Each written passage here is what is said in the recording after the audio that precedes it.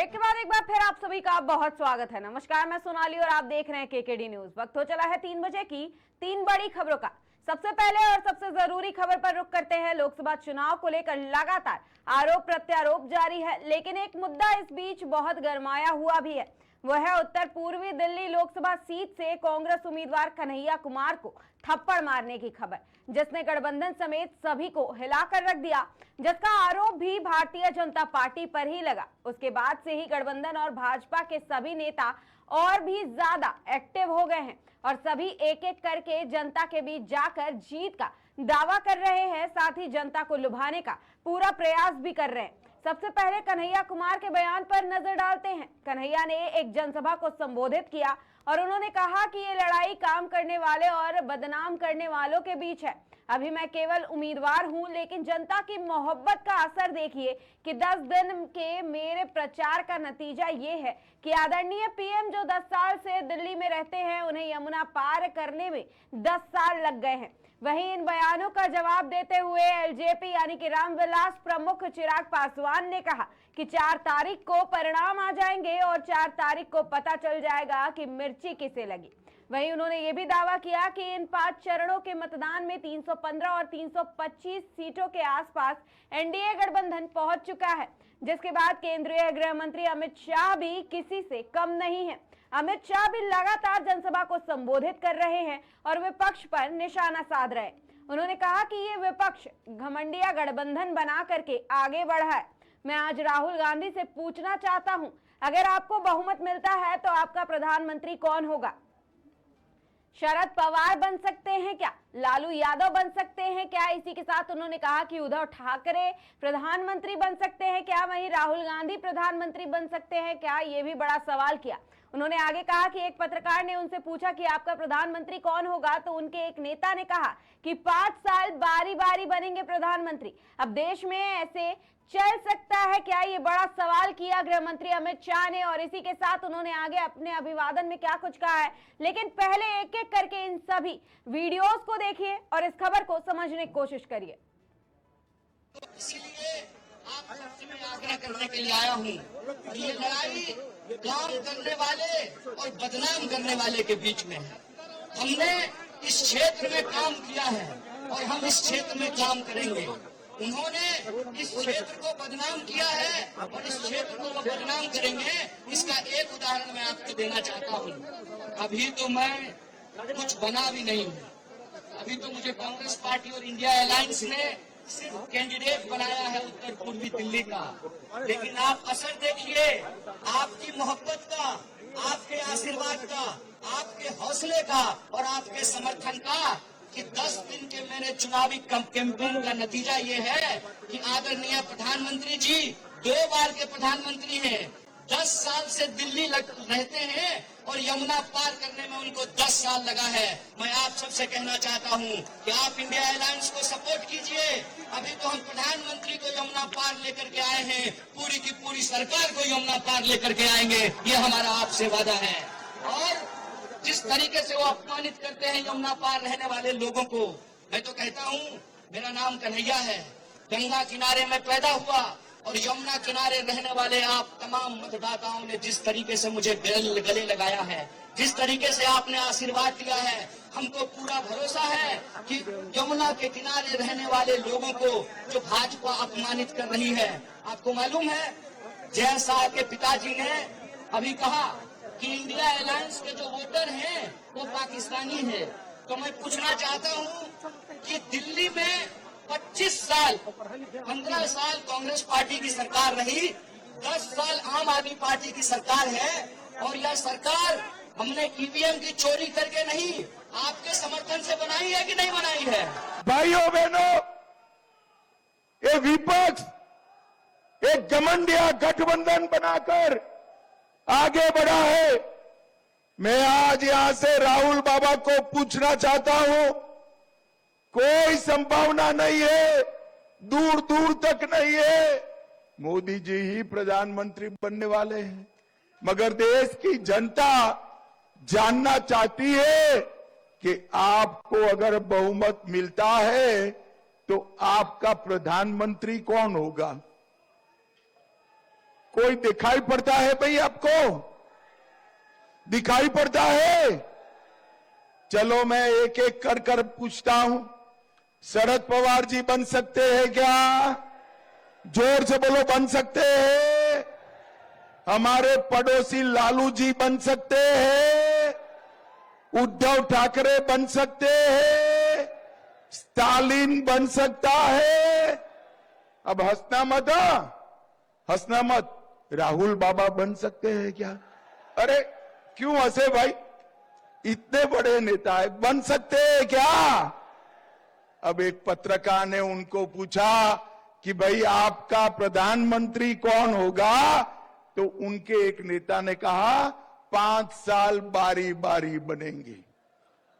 डुमरियागंज वालों, देश ऐसे चल सकता है क्या? मुझे बताओ, चल सकता है?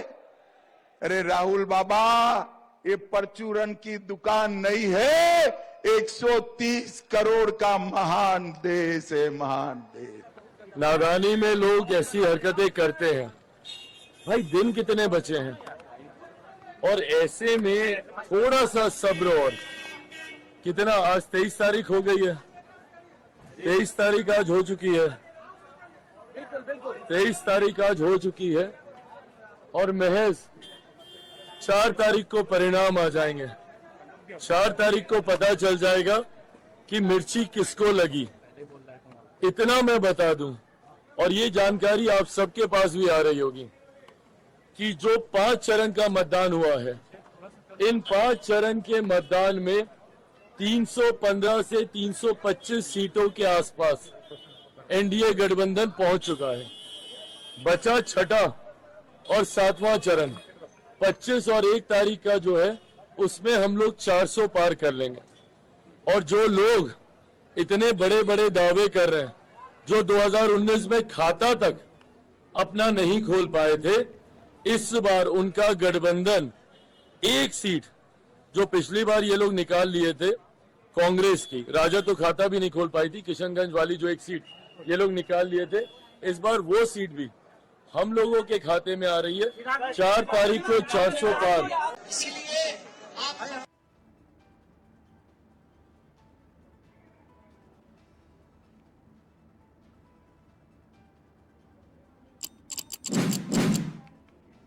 अब रुक करते हैं दूसरी जरूरी खबर पर। जी आपको बता दें, लोकसभा चुनाव नहीं, एक त्योहार माना जाता है, जिसे देश भर में मनाया भी जाता है। इस दौरान सियासी गलियारे में हलचल काफी तेज है। लगातार दौरे किए जा रहे, जनसभा को संबोधित किया जा रहा है। ये भी बता दें कि राहुल गांधी ने दिल्ली में जनसभा को संबोधित किया है। इस दौरान उन्होंने सत्ता पक्ष पर जमकर निशाना भी साधा है। उन्होंने कहा कि संविधान में हमारे देश की हजारों साल पुरानी विचारधारा है, सोच है, लेकिन बीजेपी कहती है कि वो संविधान को खत्म कर देगी। मैं उनसे कहना चाहता हूं कि सपने मत देखिए, आप ये कभी नहीं कर पाएंगे। वहीं उन्होंने आगे ये भी कहा कि आपके सामने करोड़ों देशवासियों का साथ कांग्रेस पार्टी खड़ी है। देश के संविधान को कोई खत्म नहीं कर सकता है। वहीं पीएम मोदी पर भी निशाना साधा है राहुल गांधी ने, और उन्होंने कहा है कि नरेंद्र मोदी अपने चमचों के इंटरव्यू में कहते हैं कि मैं बायोलॉजिकल नहीं हूं, मतलब हिंदुस्तान की सारी जनता, जीव सब बायोलॉजिकल है, लेकिन नरेंद्र मोदी बायोलॉजिकल नहीं है। वहीं आगे राहुल गांधी ने यह भी कहा कि मोदी कहते हैं मुझे परमात्मा ने भेजा है, और मतलब लोग कोविड में दम तोड़ते रहे और परमात्मा ने जिसे भेजा है वो कहता है कि थाली बजाओ, मोबाइल की लाइट जलाओ। परमात्मा ने ये कैसा आदमी भेजा है? राहुल गांधी ने ये बड़ा सवाल भी खड़ा किया। वहीं आपको बता दें कि राहुल गांधी ने आगे और क्या कुछ कहा अपने संबोधन में, साथ ही प्रधानमंत्री नरेंद्र मोदी और सरकार पर क्या कुछ निशाना साधा है, देखिए इस खास रिपोर्ट में। भाइयों और बहनों, लड़ाई इस चुनाव में ये कॉन्स्टिट्यूशन की है, संविधान की है। ये जो संविधान है, ये सिर्फ एक किताब नहीं है। इसमें हिंदुस्तान की हजारों साल पुरानी एक विचारधारा, एक सोच है। अंबेडकर जी ने इस कॉन्स्टिट्यूशन को बनाया, गांधी जी ने बनाया, जवाहरलाल नेहरू जी और हिंदुस्तान के करोड़ों लोगों ने मिलकर इस कॉन्स्टिट्यूशन को, संविधान को बनाया, मगर इसमें सोच पुरानी है। सोच बुद्ध भगवान की है, नारायण गुरु जी की है, बसवना जी की है, फूले जी की है, गांधी जी, अंबेडकर जी, इन सब की सोच से यह कॉन्स्टिट्यूशन बना है। और पहली बार बीजेपी के लोग खुलकर कभी नहीं कह सकते थे, पता नहीं आपको मालूम है नहीं मालूम है, मगर उन्होंने ना ये कॉन्स्टिट्यूशन एक्सेप्ट किया था, ना हिंदुस्तान का तिरंगा एक्सेप्ट किया था। तो पहले ये कहते नहीं थे, चुप रहते थे और सोचते थे कि किसी ना किसी दिन हम अंबेडकर जी की सोच, बुद्ध भगवान की सोच, गांधी जी की सोच को फाड़ के फेंक दें, मगर खुलकर कभी नहीं कह पाते थे। इस बार पहली बार इनके नेताओं ने खुलकर कहा है कि अगर हमारी सरकार आ गई तो हम अंबेडकर जी के कॉन्स्टिट्यूशन को रद्द कर देंगे, बदल देंगे, फाड़ के फेंक देंगे। और मैं बीजेपी और आरएसएस के लोगों से कहना चाहता हूं, आप सपने मत देखिए, आपकी बस की नहीं है, आप ये काम कर नहीं सकते हो, क्योंकि आपके सामने हिंदुस्तान के करोड़ों लोग खड़े हैं, कांग्रेस पार्टी खड़ी है।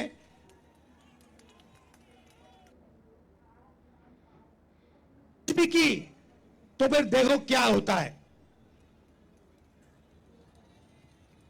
भाई और बहनों, संविधान से रिजर्वेशन निकलता है, संविधान से चुनाव होते हैं, लोकतंत्र निकलता है, पब्लिक सेक्टर आता है, हरी क्रांति होती है, सफेद क्रांति होती है, टेलीकॉम रेवोल्यूशन होता है, मनरेगा, जो भी आपको मिला है वो इस कॉन्स्टिट्यूशन ने आपको दिया है।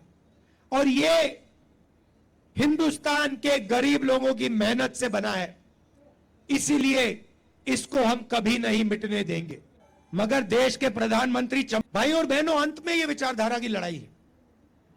ये चाहते हैं, नरेंद्र मोदी जी चाहते हैं कि हिंदुस्तान में जो 90% लोग हैं, दलित, आदिवासी, पिछड़े वर्ग के लोग, माइनॉरिटी के लोग, गरीब जनरल कास्ट के लोग, इनकी कोई भागीदारी ना हो, इनकी कोई जगह ना हो।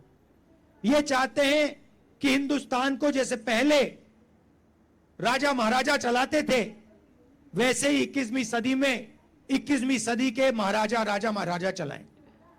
कांग्रेस पार्टी ने इसी के खिलाफ लड़ाई लड़ी थी।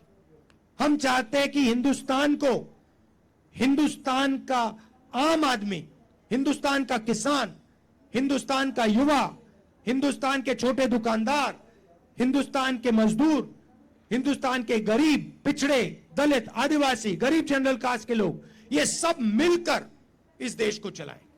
इसीलिए ये इस पे आक्रमण कर रहे हैं, क्योंकि ये जानते हैं कि जब तक ये है तब तक हिंदुस्तान के गरीब लोगों की आवाज है, और जिस दिन ये मिट गया उस दिन हिंदुस्तान के गरीब लोगों की आवाज बंद हो जाएगी, मिट जाएगी, घुट जाएगी। तो लड़ाई इसकी है, अंबेडकर जी की लड़ाई है। मैं जानता हूं कि आप सब एक साथ मिलकर पूरा दम लगाकर यहां कन्हैया जी को, दिल्ली में हमारे कैंडिडेट्स को, आम आदमी पार्टी को के कैंडिडेट्स को जिताओगे। भाइयों और बहनों,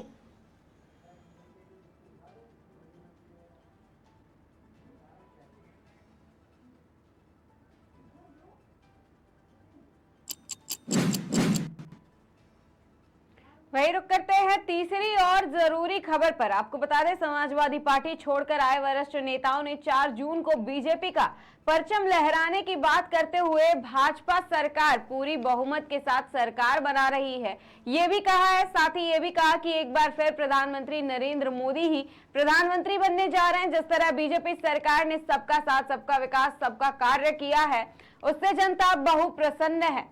और चुनाव में बढ़ चढ़ कर लोगों ने भाजपा सरकार को अपने वोट के माध्यम से समर्थन भी किया है। आगे क्या कुछ कहा है ये देखिए हमारे संवाददाता के इस खास रिपोर्ट में। नमस्कार, आप देख रहे हैं केकेडी न्यूज। हमारे साथ डॉक्टर हर्षित राजवीर जी है। आइए उनसे बात करते हैं। सपा के काफी पुराने नेता हैं, इन्होंने बहुत जल्दी अभी बीजेपी ज्वाइन की है और इस टाइम इलेक्शन का माहौल है। उत्तर प्रदेश में लगभग चुनाव हो गए हैं। आइए उनसे जानते हैं क्या समस्या थी, क्या मुद्दे थे जो उन्होंने सपा छोड़ी और बीजेपी ज्वाइन करी इलेक्शन के टाइम। सर, पहले तो हमारे चैनल में आपका स्वागत है। आपने सपा छोड़कर बीजेपी ज्वाइन की है और इलेक्शन का माहौल है, क्या मुद्दे थे, क्या समस्या थी? बहुत बहुत धन्यवाद आपका। देखिए, कोई पार्टी, जब हम किसी पार्टी को छोड़ के अन्य किसी पार्टी में जब जाते हैं तो ये निश्चित नहीं है कि हम किसी स्वार्थ के कारण जा रहे हैं या हमें कोई समस्या है तब हम किसी मतलब व्यक्तित्व का या किसी विचारधारा का साथ छोड़ते हैं। मुख्य जो किसी भी दल में रहकर राजनीति करने की बात आती है तो मुख्य बात आती है सिद्धांतों की। व्यक्ति अपने सिद्धांतों को जीवन में सर्वोपरि रखे, ये बहुत महत्वपूर्ण है। आज जब बात हो रही है हमारे देश के ऐसी राजनीतिक विचारधारा की जो देश के 140 करोड़ भारतीयों को साथ लेकर चलने की बात कर रहे हैं, जो बात कर रहे हैं नारी सम्मान की, जो बात कर रहे हैं नौजवानों की, जो बात कर रहे हैं देश के उन सीमा पे लड़ रहे जवानों की, तो ऐसी अवस्था में किसी ऐसे क्षेत्रीय दल के साथ रह पाना मुश्किल हो जाता है जो बात जातिगत राजनीति की कर रही है, जो बात पिछड़ा, दलित और अल्पसंख्यक की कर रही है। और सभी पिछड़े, सभी दलित, सभी अल्पसंख्यक, ऐसा नहीं है कि आप उनकी बात कर रहे हैं तो वो कांग्रेस से जुड़ जाएंगे, बसपा से जुड़ जाएंगे या समाजवादी पार्टी जुड़ जाएंगे, ऐसा नहीं है। हर व्यक्ति की अपनी विचारधारा है, अपनी सोच है और व्यक्ति समस्या तो सह लेगा, लेकिन कभी उसूलों के अगर बात आती है तो ये कहा गया है कि उसूलों पे आंच आए तो टकराना जरूरी है और जिंदा हो अगर तो जिंदा नजर आना जरूरी है। यहाँ पे जिंदा नजर आना जरूरी हो गया था जब हमने देखा कि हमारे सनातन का, हमारे भगवा जब लहराया समग्र विश्व में। अभी आपने हाल ही में देखा हमारे राम मंदिर का निर्माण हुआ। किस हिंदू के हृदय में भगवान राम के प्रति आस्था नहीं है? किस सनातनी के हृदय में यह भावना नहीं है कि हमारी सनातन संस्कृति का उत्थान हो? किस भारतीय के हृदय में यह भावना नहीं है कि हमारा भारत वैश्विक पटल पे एक नई पहचान, नई ऊर्जा के साथ हम समस्त विश्व में अपनी जो है ऊर्जा को दर्शित करें? और जब हमारे पास, जब आपने बात की, राहुल जी की बात की, ममता जी की बात की, केजरीवाल जी की बात की या अखिलेश और शिवपाल जी की बात की, तो ये सोच के बताइए, आप स्वयं बताइए, एक आप एंकर होके, एक न्यूज चैनल के संवाददाता होके आप स्वयं ये बताइए, क्या इन चेहरों से आप मोदी जी के तेजोमय चेहरे से कोई बराबरी कर सकते हैं? क्या योगी जी के यशस्वी भाषण ले लीजिए या यशस्वी जो उनका एक भगवाधारी रूप है, उससे क्या इन चेहरों की बराबरी कर सकते हैं आप? कहीं आपने देखा है कि योगी जी और मोदी जी की कथनी करनी में कोई भेद हुआ हो? यहां बंदर बाट की योजना नहीं चल रही है। जैसे कि देखा जाए, लगातार जो इंडिया गठबंधन के नेता हैं और भी कुछ बड़े नेता हैं, उनके द्वारा लगातार कहा जाता है कि जो भाजपा है वो हिंदू मुसलमान की बात करती है और खाली मंदिर पे ही हमेशा बात करती है, जब भी चुनाव होता है मंदिर की बात करती है। आप वरिष्ठ नेता है तो आप क्या कहेंगे इसको लेकर? देखिए, अगर सिर्फ राम मंदिर पे बात हो रही होती तो इससे पहले जो ये धारा 370 कश्मीर में हटी है, क्या वहां आतंकी हमले जो होते थे, क्या मुस्लिम भाई वहां मारे नहीं जाते थे? आप कह दीजिए दिल पे हाथ रख के कि जितनी भी आतंकी गतिविधियां होती थी उसमें मुस्लिमों की संख्या कम होती थी। जब देश का जवान शहीद होता है तो वो देश का जवान कहलाता है, ना हिंदू ना मुसलमान कहलाता है। ये हिंदू मुसलमान में बांटने की राजनीति जिसने शुरू की है, कांग्रेस की ये राजनीति, ये कांग्रेस की भाषा है। कभी भी मोदी जी ने जब भी अपने भाषण, अपने वक्तव्यों की शुरुआत की है तो उन्होंने हमेशा कहा है देश के 140 करोड़ देशवासियों की बात की है। उन्होंने जितनी योजना चलाई, उज्ज्वला योजना चलाई, क्या किसी में भेद किया? उन्होंने कोई भी स्वास्थ्य की योजना चलाई, कुछ भी अगर उन्होंने कार्य किया है तो उन्होंने कभी भी व्यक्ति व्यक्ति में, जाति धर्म में भेद नहीं किया है। वो पूरे देश की, समग्र देश की बात करते हैं। और जब वो भारत का सिर ऊंचा कर रहे हैं समग्र विश्व पे, तो आप ये बताइए, क्या एक मुस्लिम जब भारत का सिर ऊंचा होगा तो वो क्या गर्व महसूस नहीं करेगा? आप स्वयं ये बात बताइए ना। तो इसलिए सामने वाला क्या कहता है, उनका चुनाव है, उनको सरकार बनानी है, वो पछतावा कर रहे हैं कि कैसे मोदी जी ने आकर राष्ट्र को इतना उत्थान दिया, कैसे वो देश के आज नौजवान, देश की महिला शक्ति सब उन्हीं के साथ होते जा रहे हैं। आप आधी आबादी से पूछ लीजिए, महिला सशक्तिकरण किस मतलब जो है पटल पे आके आज खड़ा हो गया है। जैसे कि बात कर लें 4 जून को रिजल्ट आना है, तो आप एक एस्ट्रोलॉजर, तो आपके द्वारा क्या लग रहा है, कितनी सीटों पे बीजेपी जीत रही है? आप अपनी गणित से बताइए क्या हो सकता है। देखिए, अगर हम ज्योतिषीय विद्या की बात करते हैं या ज्योतिष शास्त्र की बात करते हैं, तो मोदी जी की जो जन्म लग्न कुंडली है, तो मोदी जी वृश्चिक लग्न की कुंडली है उनकी, और वृश्चिक लग्न का स्वामी होता है मंगल। उनकी जन्म कुंडली में मंगल स्वयं अपने ही प्रथम भाव में जाकर विराजमान है, और वर्तमान समय में उनकी मंगल की महादशा चल रही है। जितना भी प्रयास करना हो, समग्र गठबंधन, ये जो आपका NDA गठबंधन है, ये सब लोग मिलकर, जितना भी विपक्ष, सब मिलकर जो प्रयास करना हो कर ले। एक तरफ मैंने आपसे बता दिया है कि अश्वमेध यज्ञ चल रहा है, तो जैसे कि मैंने बताया कि समग्र विपक्ष अगर एक भी हो रहा है तो उससे कोई फर्क पड़ने वाला नहीं है। धर्म विजय रथ निकल रहा है, इसके कोई भी रोकने वाला नहीं। जितने लोग प्रयास करना चाहते हैं वो प्रयास कर लें। समग्र विश्व के अंदर भारत की जो व्यवस्था है, जो बीजेपी ज्वाइन करने के सबसे बड़ा रीजन है कि माननीय मोदी जी के नीति को देखते हुए हमने जो है बीजेपी में, भारतीय जनता पार्टी में पूरी आस्था रखी। भारतीय जनता पार्टी एक ऐसी पार्टी है जो पसमानदा समाज के लोगों को आगे बढ़ाने के लिए जो कार्य कर रही है, उससे प्रेरित होकर भारतीय जनता पार्टी का दामन थामा है।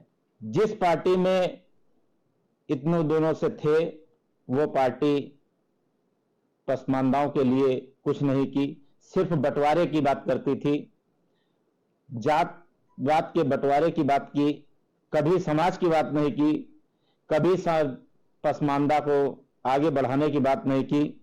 माननीय मोदी जी, माननीय योगी जी, उत्तर प्रदेश के मुख्यमंत्री, इन लोगों ने पसमानदा को आगे बढ़ाने का कार्य कर रहे हैं और पसमानदाओं के लिए बहुत सी, सभी पसमानदाओं के लिए बहुत सी योजनाओं को चालू किया, जिससे देश में सभी पसमानदा अब भारतीय जनता पार्टी में जुड़ने का काम कर रहा है।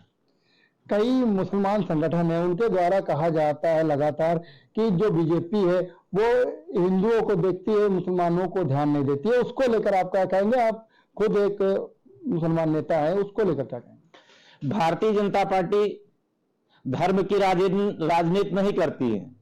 भारतीय जनता पार्टी के ऊपर ये सभी पार्टियां ये एक आरोप लगाती हैं कि जात धर्म की बात भारतीय जनता पार्टी करती है, जबकि जात धर्म की बात समाजवादी पार्टी कर रही है, जात धर्म की बात कांग्रेस कर रही है, जात धर्म की बात BSP कर रही है। भारतीय जनता पार्टी अगर जात धर्म की बात करती तो पूर्ण बहुमत की सरकार 2 बार से बनी है। आप एक भी योजना बता दीजिए जो मुसलमानों को छोड़कर लागू की हो, जिसकी सुविधाएं मुसलमानों को ना मिली हो, वो उस एक योजना का नाम कोई भी विपक्ष की पार्टी हमको बता दे, मैं भारतीय जनता पार्टी से नाराज हो जाऊंगा। लेकिन अगर वो नहीं बता पा रही है तो मैं कभी भारतीय जनता पार्टी को छोड़कर नहीं जाऊंगा। भारतीय जनता पार्टी ही एक ऐसी पार्टी है जो पसमानदा भाइयों को आगे समाज में सर उठा के जीने का कार्य करा रही है, सर उठा के जीने के लायक बनाया। आज पसमानदा पूरी तरीके से उत्साहित है माननीय मोदी जी की कथनी और करनी पर, पूरी तरीके से उसको भरोसा है और पसमानदा पूरी तरीके से इस बार भारतीय जनता पार्टी को वोट किया है आने वाली 4 तारीख को आप देख लीजिएगा कि पूर्ण बहुमत की सरकार से ज्यादा सीटें लेकर आने वाली है। और माननीय मोदी जी की जो आवाज है कि इस बार 400 पार, तो इस बार 400 पार ही होगा। जैसे कि 400 की बात कर लें, और इंडिया गठबंधन के जो बड़े नेता हैं उनके द्वारा लगातार कहा जा रहा है ये तो खाली बस जुमला है, तो 400 पार कहीं नहीं जा रही है। उसको लेकर जो मुस्लिम समाज है वो क्या देखता है? ये जो जुमले की बात करते हैं वो उनका जुमला नहीं है, ये इन लोगों का जुमला है। अगर इन लोगों में हिम्मत थी, इन लोगों को अपनी पार्टी पे भरोसा था, अपने लोगों पे भरोसा था, तो पूरे देश की पार्टी एक होने का काम नहीं करती। जैसे माननीय मोदी जी अकेले पूरे देश में चुनाव लड़ रहे हैं, इनको किसी के गठबंधन की जरूरत नहीं है, क्योंकि इनको मालूम है देश का हर नौजवान, हर किसान ये समझ गया है कि अगर देश को आगे बढ़ाने का काम कोई कर सकता है, कोई कर रहा है, तो वो देश के माननीय प्रधानमंत्री मोदी जी हैं जो देश को आगे ले जाने का काम कर रहे हैं। जैसे कि देखिए हमारे साथ डॉक्टर हरून जी थे, उन्होंने बहुत जल्दी बीजेपी ज्वाइन करी है, एक बड़ा मुस्लिम चेहरा है। उनके द्वारा बताया गया कि बीजेपी फिर इस बार 400 पार जा रही है, और जितना मुसलमान संगठन है जो इनसे जुड़ा है वो भी इन्हीं के साथी में है, और वो भी आगे आकर बढ़ चढ़कर बीजेपी का सपोर्ट कर रही है, और आने वाले 4 जून को बीजेपी फिर से परचम लहराएगी, इनका कहना है। लखनऊ से केकेडी न्यूज के लिए सुभाष चंद्र। नमस्कार, आप देख रहे हैं केकेडी न्यूज।